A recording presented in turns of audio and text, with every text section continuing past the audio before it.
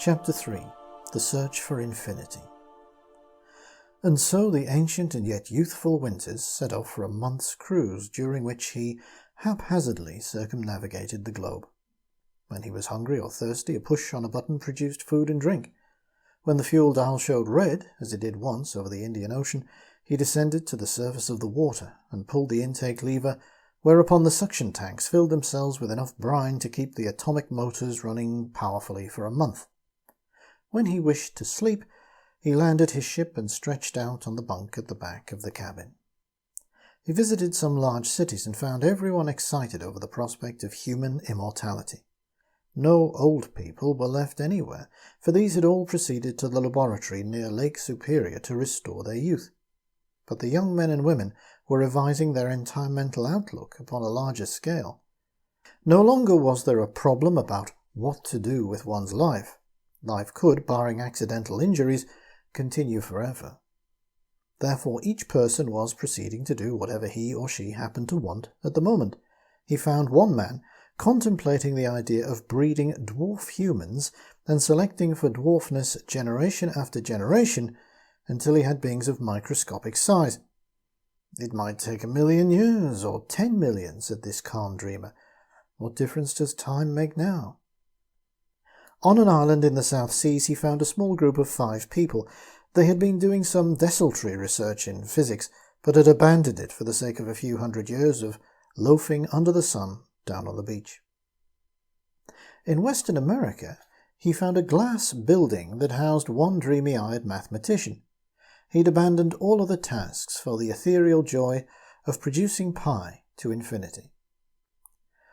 "Probably you know pi to the 5th decimal, 3.14159, he told Winters. "It has been carried by previous workers to the 95th decimal, but the work is time-consuming in the extreme. I have decided to devote eternity to it." "But supposing it comes out as an even number in one of your later calculations?" His eyes brightened. "It's fascinating to think about, isn't it? Will it ever come out even? Or is it an absolute prime? That's the question." And he turned to his figuring in a fury of concentration as Winters left him. But the real excitement was reserved for his return to the research laboratory.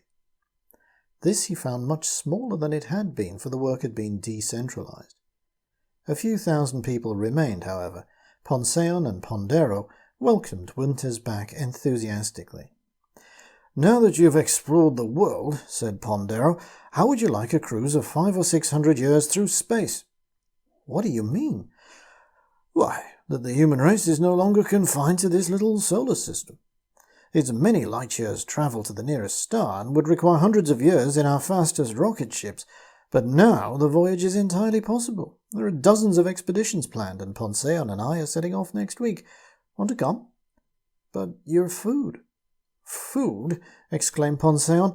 "Food, water, and other necessities are simple. In an airtight test chamber, the processes of life continue without loss of 1 single milligram of matter. Our machines turn any given substance into any needed articles. We merely use matter over and over again. A slight loss is experienced in providing energy, but a few tons of sand will keep us alive for millennia. And as for fuel, another few tons in the atomic repulse engines will give us more speed than we dare use." Winters accepted enthusiastically and set earnestly to work to learn the rudiments of that science which so miraculously had conquered nature's secrets. A week later he sat, bewildered, on a steel-sprung seat in a great V-glass sphere and watched the Earth sink rapidly away below him. In a week they landed at the edge of a great glass-covered valley on Mars, and he marveled at the earthly appearance of everything inside the dome as contrasted with the red wastes of desolate sand, so grotesquely stretched to the horizon outside under the dark blue Martian sky. In a week of sightseeing, for Ponceon had never visited Mars, and then the journey was resumed. Day after day slipped by, Ponceon and Pondero finding their chief interest in Winters' earnest struggles to acquire 100 centuries of learning in one gulp. But after a month had gone by, the routine of the ship settled into a dull rut, and after a year Winters came to really know something of modern science.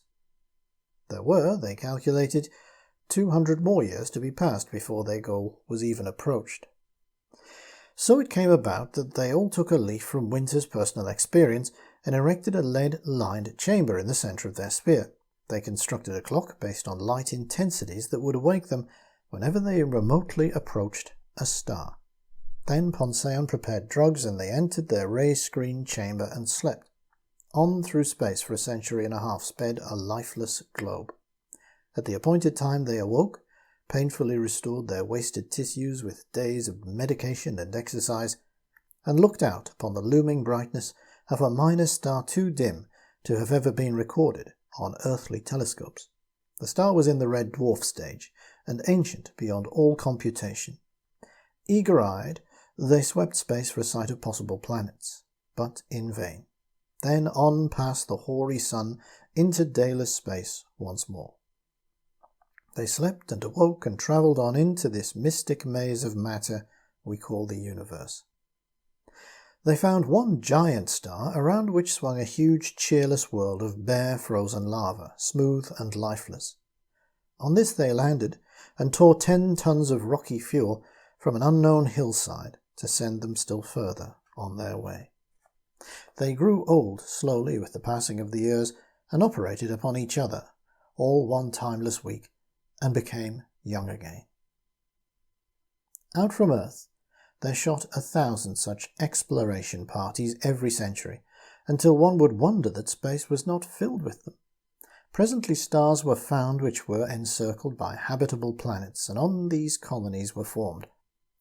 This disease of worlds, we call life, spread over the surfaces of spatial bodies in all directions from Earth, the great centre of infection. 5,000 years passed, and many of the same people still lived and pressed their quest into space. A few were killed in accidents now and again, to be sure, and once in a while a new disease would crop up and some few unfortunates would die before science could find a specific cure. 10,000 years passed, and billions upon billions of men and women thronged the planetary stars. On went life, never ceasing, never satisfied, and with it went Winters, still eager-eyed and impatient as ever, to learn one more fact and to accomplish one more task. Once, on a return visit to Earth, he saw a face vaguely familiar. Where had he seen that slight form with its almost ebony skin and that apprehensive yet inquisitive face? Surely it could not be. It was Benguet. Winters greeted him cordially and learned that Benguet had imitated his example and escaped by sleep from the threat of the vengeful Hargreave. He had awakened a few months after Winters had left the Earth and had been actively engaged in breeding experiments ever since. The two then spent half a year together and, finding that they had nothing of real interest in common, separated by mutual consent. Word came back to Winters that a planet on the very edge of that void which rims the universe, that Ponceon, the great discoverer and liberator of mankind, had been killed in a rocket accident. Winters mourned the passing of an old friend. This was in the year 50,008, 2 years before the discovery of projection rays, which changed the course of history, in fact, to wield power at a distance of 1,000 light-years. Of course, that used up raw materials at a wholesale rate, but it gave these insignificant human animals such a godlike sense of power to be able to juggle with the very stars in their courses. And the damage done was not, in comparison to the scale of a cosmos, more than a flea bite on a brontosaurian lizard. Shortly after the turn of the 100,000th century, Winters revisited the Earth and gazed in awe at the reddish sun that marked off the days of a dying planet. No more than 10,000 souls now dwelt upon its surface, and Winters was filled with a sense of sadness at the changes wrought in the familiar scenes. On a mountain top in Africa he talked with an old man, grey-bearded and feeble with age. "I shall never undergo the youth process again," he said. "I am old, and presently I shall die and be no more." "If you were young, you'd be full of hope and energy and not wish to die," replied Winters. "I shall die because life has nothing to offer me. Oh, I know what you will say. Food and love and adventure are all very well.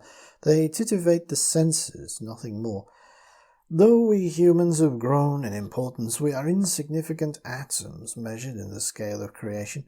There is nothing we can do that is really important. Suppose we increase human stature until we stride about using stars for footstools. Mere size does not add to our importance. I do not eat unless I am hungry. I undertake no action unless it is for a definite and reasonable purpose. I can see no purpose in life, so I refuse to be so absurd as to continue living. But one thing you omit. Why not devote your life to solving its secret? Try and find the reason or purpose for existence. The old man shook his wintry head emphatically. I once had a friend who made that resolution. He set off 30,000 years ago for a secluded planet at the edge of the universe in the direction of Alpha Centauri, where he planned to conduct research upon the subject. His name was Condonal. I've never heard of him since. Winters, vaguely saddened, determined to leave the Earth and set off alone through space. He found himself growing more and more unsatisfied with life and all that it meant. After all, what possible purpose could it serve? After a year's lonely cruising, he determined to make a search for the man called Condonal. His adventures would fill all the books in all the libraries of the world. He came at last, on the report of a dark-haired woman with whom he'd lived half a month, to a blue-white sun, about which circled one lone planet, scarcely 1,000 miles in diameter. Here, she'd heard, dwelt Condonal, and here he had been for many thousands of years. Many men and women had come to visit him, she understood, and most of them had remained as his disciples.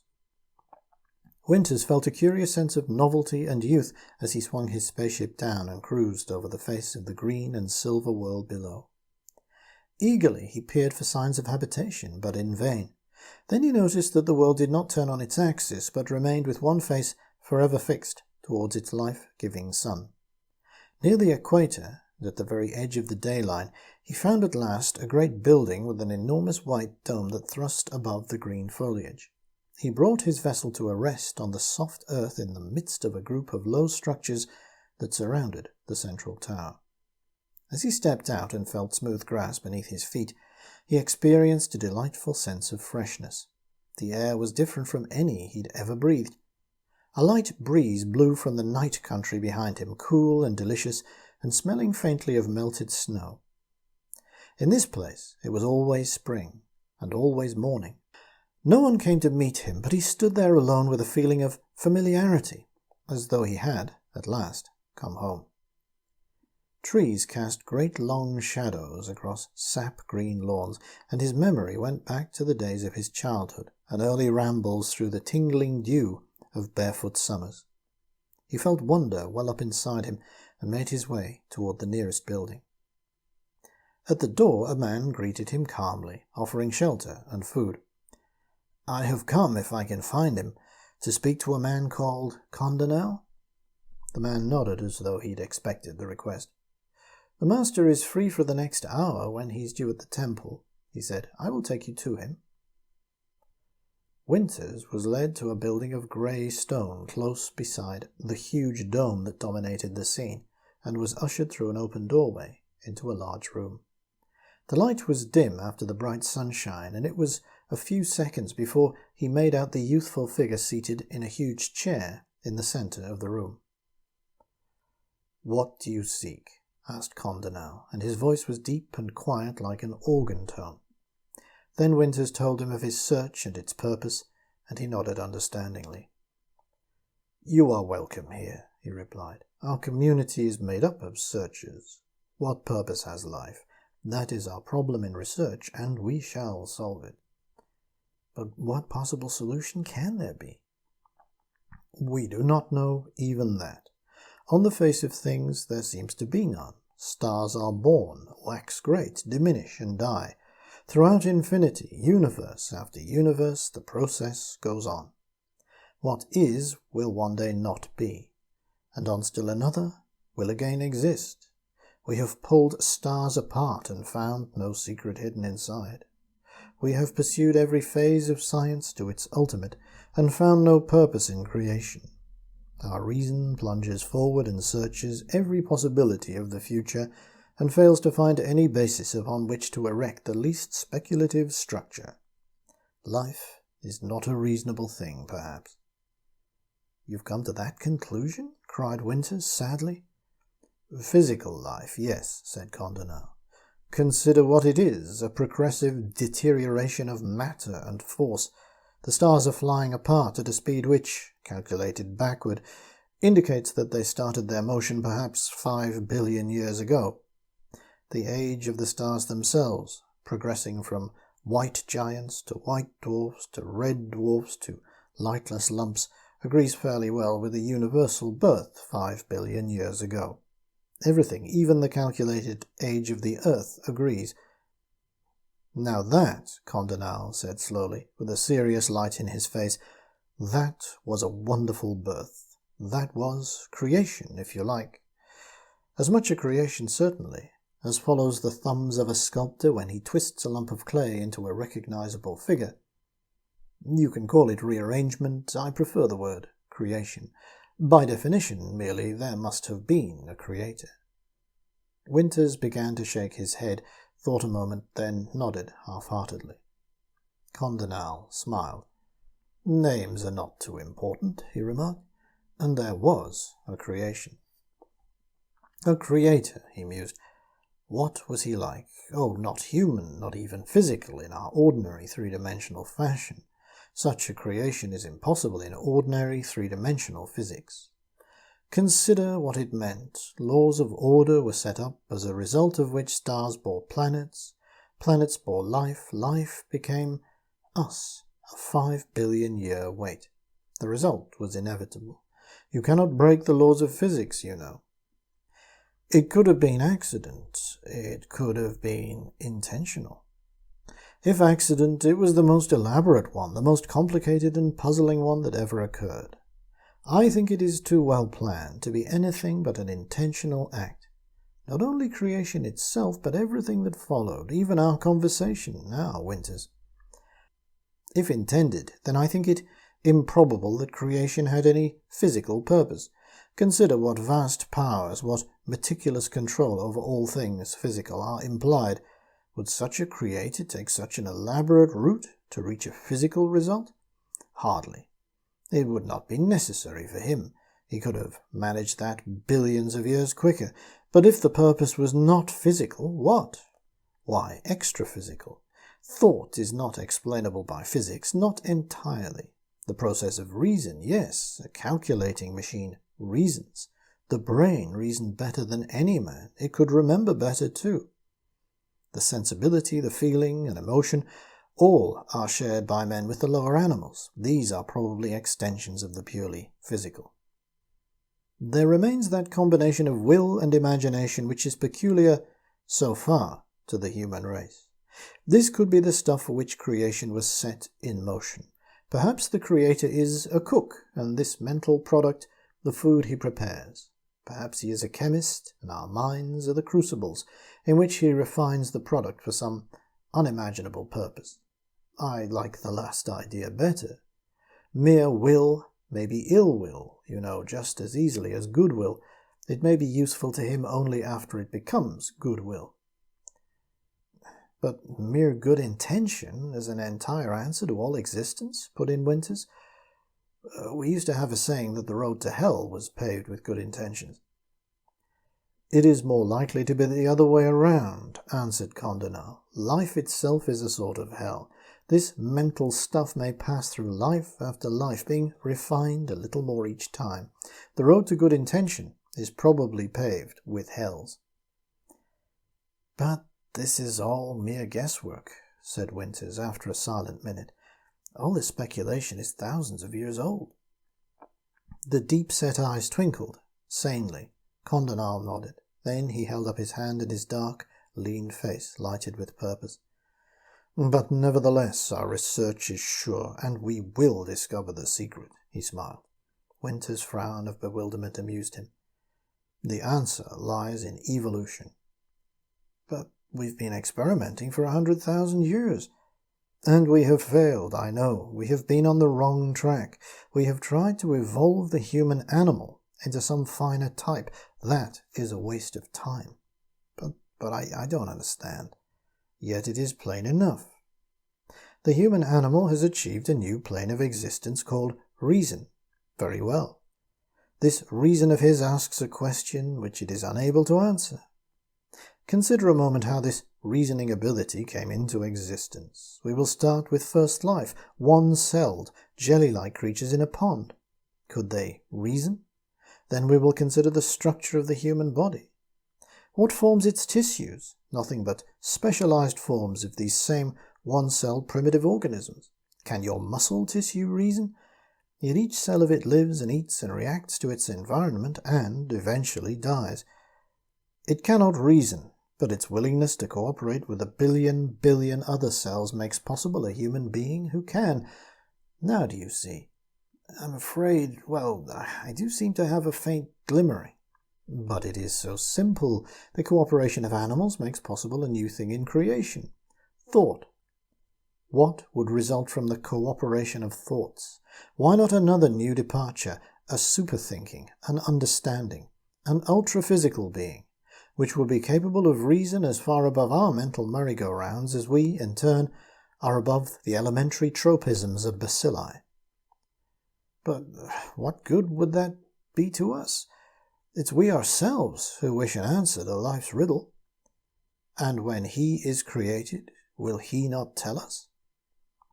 You used our body cells for your analogy. Did you ever think of thanking them for their creation of your body? Did you ever try to explain to them what reason is? Condonal laughed cheerfully. You are an apt pupil, but answer me this. How many hours have been spent by our biologists in human history examining the lives of our body cells, learning how to help them, striving to improve their condition? Winters nodded. That is a point, he conceded. And we have found them incapable of understanding, have we not? If we had found them to be little creatures capable of speech and reason, would we not joyfully have commenced their education, for our own sake, if not for theirs? Oh, and you think that your super-animal will... Of course. When he looks around him and begins to inquire into the reasons of his own existence, he will find us. He will study us and marvel, and without question will inform us how to act so as to help him in his own evolution. And then he will search out the secret of life and tell us. Perhaps we will not be able to understand, but we will at least have the opportunity. Winters was excitedly pacing the floor, engrossed by the bold conception. Even if we do not understand, we will at least know that there is a purpose, and that knowledge in itself is all that we need. But we have not yet had that assurance, reminded Condonal, smiling. Much remains to be done. I must now go to the temple. Winters followed his stately progress humbly and hopefully. At the temple, Condonal left him. He made his way through the main doorway and entered the vast cavern of the building. From above poured a deep purple light like a velvet hanging. It shone somberly upon 1,000 quiet figures seated in black chairs. 300 feet above stretched the great dome, many-windowed and mysterious, and here and there on the walls Winter saw little cages, in which men tended banks of instrument boards. They seemed very far away and unimportant in the dim light. Winters found himself tingling gently all over the back of his neck. 3 other persons stood beside him in the doorway. Presently one of the figures seated in the body of the great hall stirred quietly and rose, whereupon one of those waiting walked softly forward and took his place. As he passed, Winters studied his face curiously. It was pale as faces normally went, being olive-brown, and an expression of utmost peace and tranquillity rested on the shapely features. Presently more people arrived at the doorway and stood, quietly, waiting. 2 more exchanges were made, and then a 4th sitter rose from his place, and Winters, impelled by the expectant glances beside him, walked forward and sat down in the chair. The back was shaped to fit his body, and 2 soft pads pressed against the base of his brain. Instantly, he felt a great current of emotion sweep through him, vast and inexpressible. He caught vaguely the current of some deep underlying meaning that surged and changed in pattern. But more than that was the calm sense of right, as if this particular place was where he belonged, and as if some definite objective was being accomplished here. It was the spirit of cooperation in its abstract, non-material form. A great and peaceful joy came into his body and made him unaccountably happy and tender. Tears welled in his eyes. But presently he felt a touch on his shoulder and looked up into a kind face which said, "Your mind is not yet disciplined. You must first study the ritual. You are not cooperating." And he rose to find a dark-skinned woman in white robes waiting to take his place. In a sort of drunken ecstasy, Winters left the temple and wandered thoughtfully out into the eternal morning sunlight that poured peacefully on the soft landscape. His mind was filled with new, vague thoughts that eluded systematic pursuits provokingly. After an hour he found himself back at the temple. If he could enter again, he felt sure that he would come out with the nameless impressions more deeply registered upon his mind, and would then be able to classify them and think clearly. But he was stopped smilingly at the door and told to first learn the ritual. The next week he spent receiving instruction in the simple forms and orders of thought, and was admitted once again to the temple, and again came out more certain than ever that the vague and nameless thoughts which coursed through his brain needed only another period of contemplation. And again, after a few hours of walking, he returned to the temple for new inspiration. Some weeks later, he went to speak to Condonal. "When primitive one-celled animals first began to cooperate," he said to the master, "they did not at once form a man. True. They first formed some low form of water animal which was not able to reason. Reason didn't come for millions of years, not until the form and arrangement of the cells had been changed and again changed countless times." "You have gone far in a short time, Winters." "Should there not be other temples set up, many of them, each working with a different ritual? Might there thus be more chance of our hitting upon the proper form of cooperative thinking, which should produce our being of superthought?" "We are testing our ritual constantly. Already the instruments set in and about the temple have recorded interesting phenomena, unusual changes in electric potential, a tendency to ionization of the air, a shift of the spectrum towards the blue. What these phenomena mean, we do not yet know." "How many are needed to start a temple?" "The more, the better, it seems, but a few hundred should produce results." "If a group gathered a few hundred miles away, would it affect your experiments here?" "If it did, that in itself would be remarkable and worth trying." "And another thing, sir, the word of what we do here should be broadcast through the universe. By chance, I found you. Millions would like to. Can messengers not be sent out?" Condonal nodded thoughtfully. Within a week, word began spreading through the star systems, and within a year 12 temples were built on the planet of eternal dawn. Within a century, temples of thought were numberless throughout the universe, and its cult absorbed the attentions of half the human race.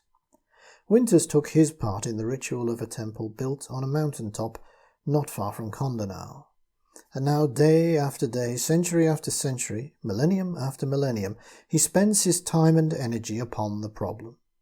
Always the green sun sends its pearly radiance over the land, and when he walks thoughtfully in the night side of the mountain, he gazes upon an empty sky, black with sheer nothingness, for here the universe ends, and beyond lies nothing.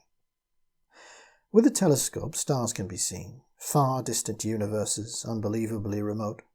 Traversing this space are spaceships, ever questing on voyages that last hundreds of thousands of years. On through space spreads the cult of the thought temple. New forms and rituals are tried and improved upon constantly. New and unreadable phenomena are recorded on the instrument panels. Ever and again, Winters comes out of the temple, full to the soul with thoughts and feelings ever fresh and new, and gazes wonderingly upon creation with eyes that are almost, but not quite, opened to its inner meaning. Here we must, at last, leave him. Immortality is not yet ours. nor can our minds anticipate what lies beyond reason. Yet we can imagine the tools with which the last secret might be wrung from a jealous nature. And, as Winters pointed out to Condonal in one of their frequent discussions, if this means fails to solve the problem, yet the idea does not necessarily fail with it. For if reason be life in the second degree, and the superthought we seek be life in the third degree, then nothing prevents an evolution of third-degree beings and their cooperation in the creation of a fourth-degree creature. Ye may be pure energy, suggested Condonal. Or the essence of life itself, replied Winters, his pale face gleaming, as though lighted from within by some hidden dream. He was thinking of the countless billions of human beings who had lived and died on a distant planet. He was wishing that some means might exist of telling those tragic figures of these new hopes and joys. Would it still be that despairing cry of why, that rose from a million rattling throats on the fields of Flanders? Would it heal the broken heart of the man he'd known in his youth in New York, who after 40 years of drudgery in an office realized one day that he had grown old before he had found time to do anything with his life, and had, after a week's dark brooding, committed suicide? His thought cast back over the millennia, as readily and surely as it could wing its way through into the future. For what wall can bar thought? How it reached me, I do not know. That it has reached me, this story proves. Not perhaps in unadulterated form, for my own prejudices and rationalizings have stamped it into a form and meaning comprehensible to my 20th century brain. I cannot even be certain that it's true in its entirety, but parts of it, I promise you, will one day come to pass. And in the meantime, let us, with the immortal Voltaire, cultivate our garden.